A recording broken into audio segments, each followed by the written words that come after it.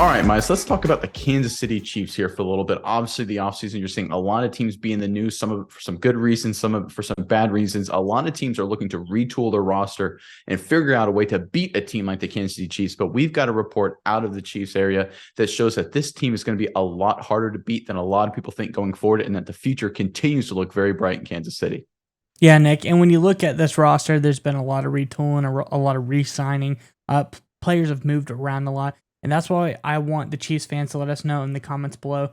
Who do you think was the best signing the Chiefs have made this free agency period? Who do you think is, whether it's a re-signing, trade, whatever the case may be, who do you think will add the most value to this roster? Let us know in the comments below. But Nick, what story do you have about the Chiefs?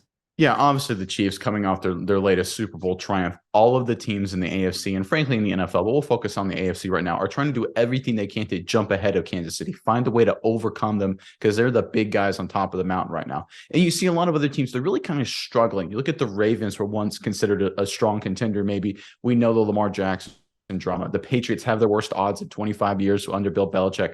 The Dolphins with Tua look good, but we still don't feel super confident about them. The Bills are on the downswing, it seems. Of course, the Jets, Aaron Rodgers situation, and the Bengals have lost a lot of guys. Right? It looks like a lot of the guys in the AFC are kind of in flux. It's a lot of volatility. People are trying to figure out what the heck they're doing. The Chargers, right? New coaching staff, new offensive coaching staff, big changes. The Chiefs, meanwhile, Mice, continue to be stable, consistent, and doing a lot of things right. They're just keeping the core together and continuing to improve. And one of the questions coming off the Super Bowl was, now that Mahomes with another title, with potential little injury, would he get a little lax, right? Would he get a little comfortable? Would this offense get complacent? That is not the case at all. So this is great news for the Chiefs. I got the report here.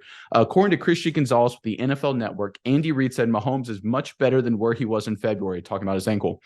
Quote, he didn't have to get anything done. He's doing good. He feels good, Reid said. This time he jumped right back into workouts and working the ankle, rehabbing the ankle. He's lifting and running the parts that he could run, and he didn't miss a beat on that.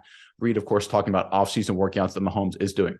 Now, what does this mean, Mice, to me when I look at this? Obviously, the fact in the short term that his ankle isn't a big bother anymore is obviously good news. It's not a lingering issue. Number two, this is a guy that just won another Super Bowl, Mice, his second championship. This is a guy that's winning the MVPs left and right. He's on the football mountaintop.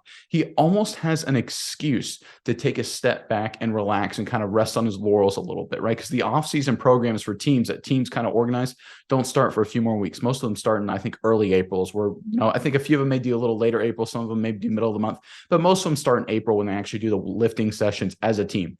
Mahomes rehabbed his ankle on his own, is already working out, lifting weights, running on his own. This is a guy that is not resting on his laurels. He's looking to continue to get better and improve to defend his title. So while the rest of the AFC looks to be in flux, the Chiefs continue to look better, and they continue to have not lost their edge, Miles. I think this is quietly one of the bigger news in the NFL over the past few days.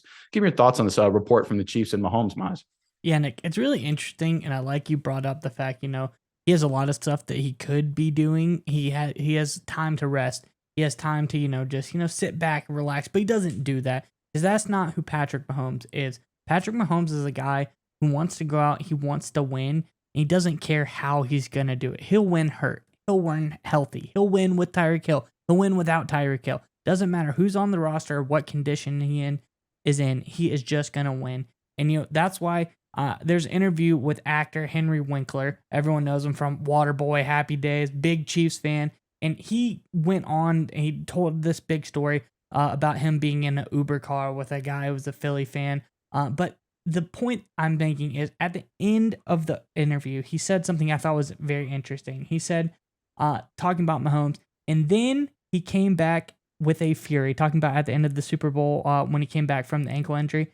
You can't keep that man down. I really believe that he is like, oh, well, I'll just make it more difficult for myself and see if I can still win. And I thought it was a really interesting comment by Winkler because, it almost is as if Patrick Mahomes is doing that. It's like, okay, well, I'll win healthy. I'll win with Tyreek Hill.